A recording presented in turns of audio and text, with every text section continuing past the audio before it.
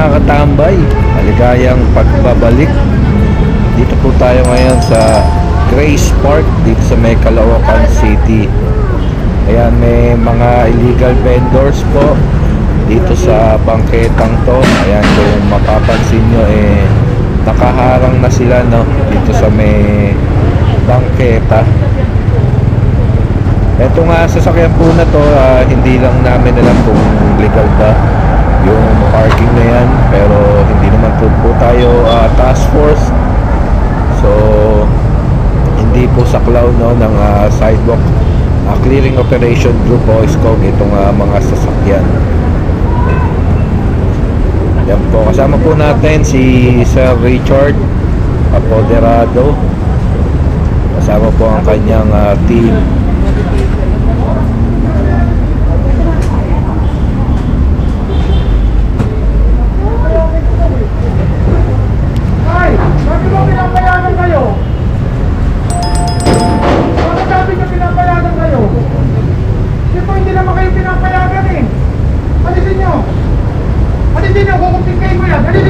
So ayan, hindi naman po pala sila pinapayagan dito na magtinda.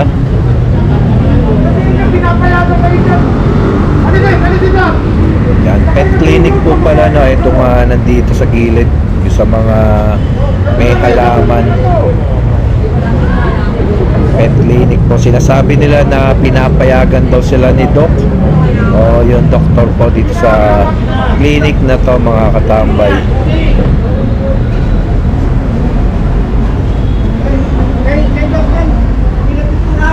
Hindi nga kayo pinapayagan, Dok ka ng Dok eh. Hindi kayo pinapayagan dyan, alisin kayo yan. Huwag na kayong babalik dyan, pupostingan ko to.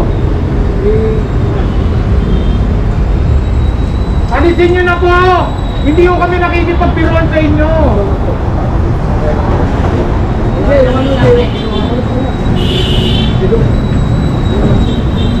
Ano yan? Kala ko hindi na pinapayagan magtinda. Pinagtitinda nyo. Ano ba? Pinapayagan ito hindi?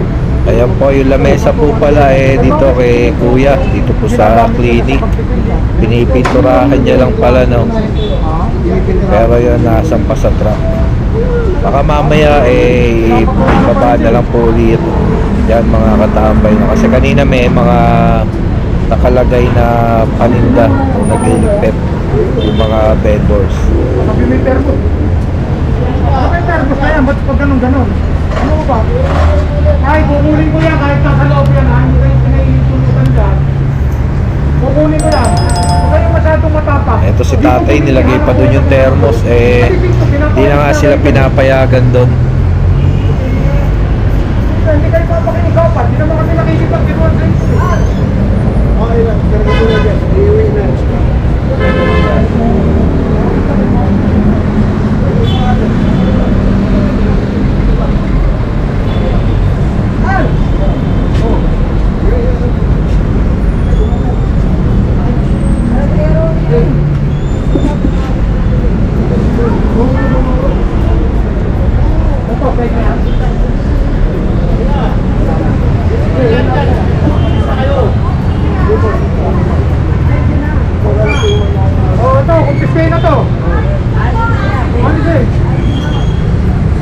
Ayan po, dito sa side naman na to, no. Ayan, dito lang nila tinambak yung mga gamit nila.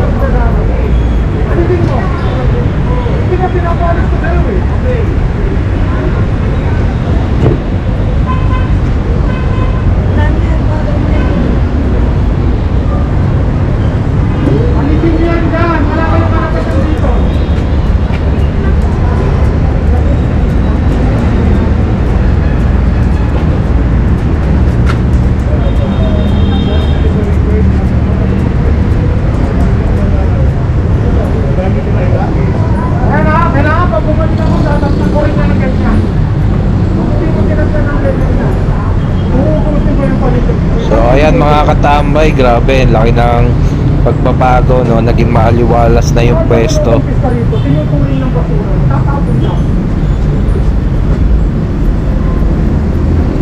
So kailangan na lang ma-maintain itong lugar na to Ayan, imagine nyo, nandito tayo, tapos may mga vendor doon sa kaninang pwesto. So, yung mga pedestrian, yung mga naglalakad, mahihirapan na dumaan, no? Kaya, ayan, meron na silang magandang madadaanan, maluwag.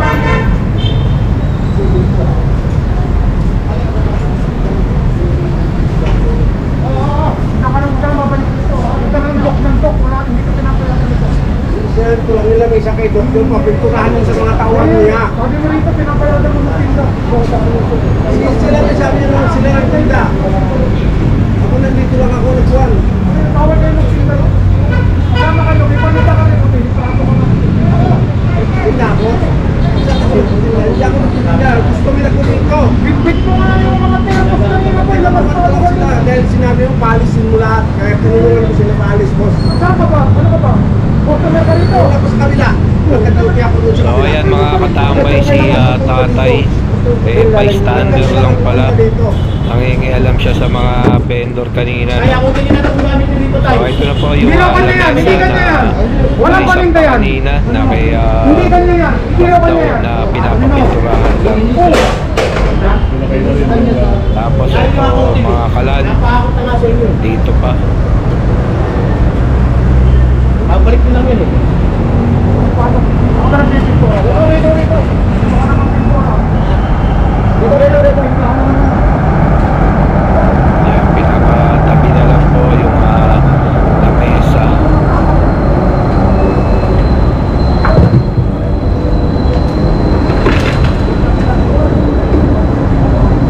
Ano, linis ka no? Boss? Ano, gagawin ka no?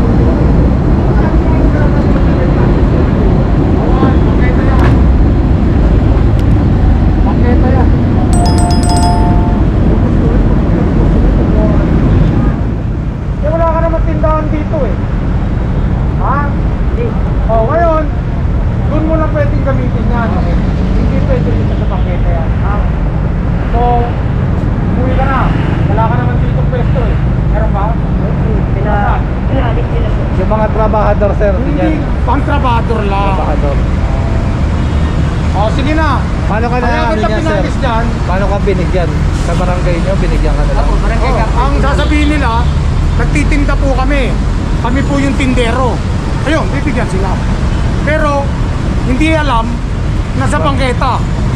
Sa bangketa siya nagtitinda. Walang pwesto. Yung ID na yon pang may pwesto. Ganun yun. O ngayon, dahil sa alam mo na yung nilabag mo, umuwi ka na. Wala ka na karapatan dito magtinda. Bangketa kasi mo, nakaraan ng taon. Ha? O, sige na. Uwi. Alam po ng barangay captain namin, humingi kami nito kasi nga... May turnover kita ngayon sa barangay. Nadali kita sa barangay. Okay lang po, kahit kay captain sa Okay lang? barangay 87. Oh, sige. Hintay ko kayo dun, sir. Sige, kasama ka. Pero ginagawa, harassment yan. Harassment po yan, sir. Hindi, harassment yan. Hinawa ko na.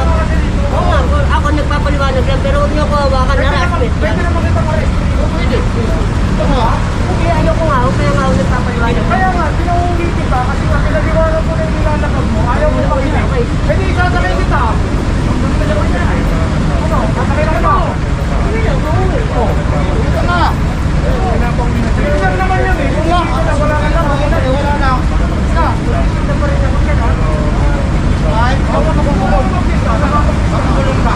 Tama ka na. Makukulong din kita. O, sige na, uwi na kayo.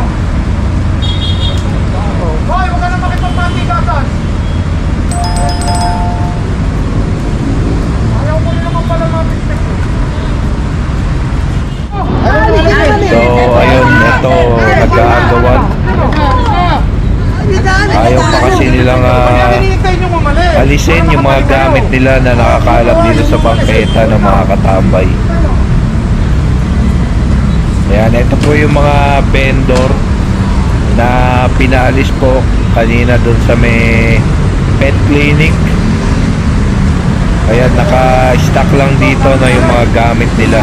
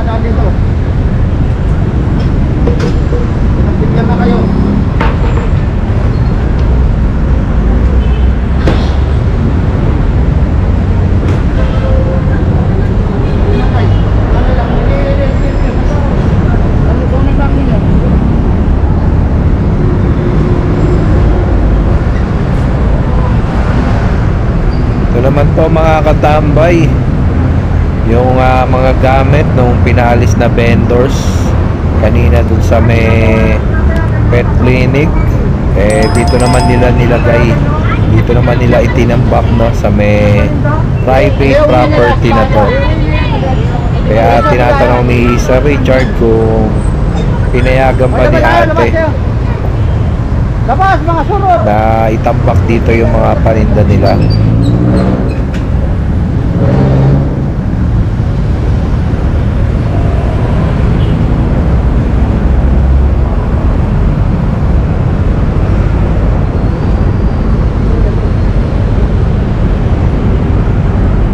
Tatawag na ako sa mga kumamati.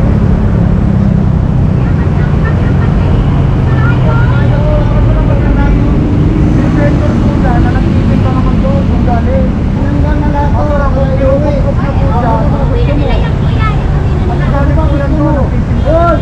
Ano ba gusto mo? Inayos ka na para iuwi. Ano ba ba?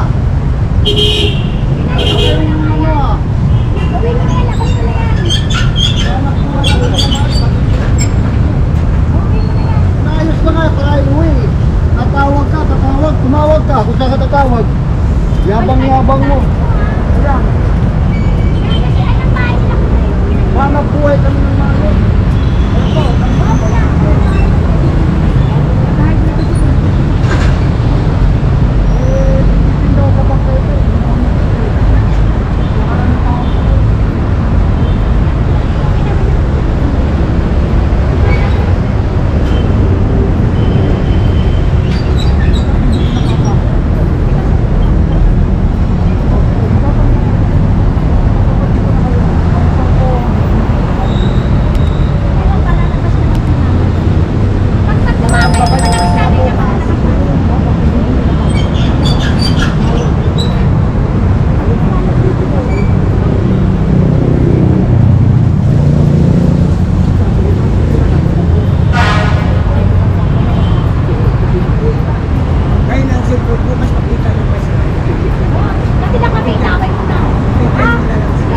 nakita ko ulit ang pipinta doon yan. Ayaw may kasalanan.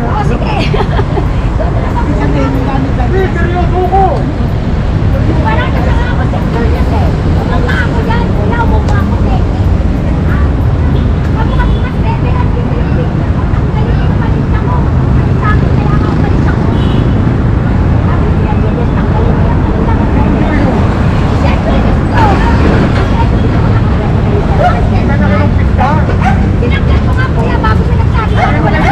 Nagagalit ako. Kasi hindi niya ito ang pista, may reklamo. Kuya,